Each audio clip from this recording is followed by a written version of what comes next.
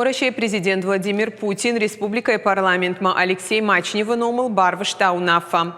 Автомай сагатиры штоны шархлауоджи бынатмаш фидар коттой арта кандидатурой. Сагатиры штоны парламента депутат Балик Оты Валерий, сагатиры штоны шархлауоджи хашта раштагма хаштканак Сергей Меняйлай, сагатиры штоны парламента депутат Илзарта Медея.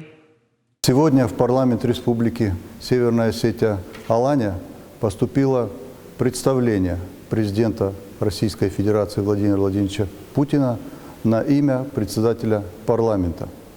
На основании федерального закона об общих принципах организации законодательных и исполнительных органов государственной власти субъектов Российской Федерации президент Российской Федерации представляет кандидатуры для избрания на должность главы Республики Северная Осетия Алания Баликоева Валерия Тазретовича, председателя комитета парламента, депутата парламента, Меняйла Сергея Ивановича, временно исполняющего обязанности главы Республики Северная Осетия Алания, Эльзаровой Медеи Багратовны, депутата парламента Республики Северная Осетия Алания.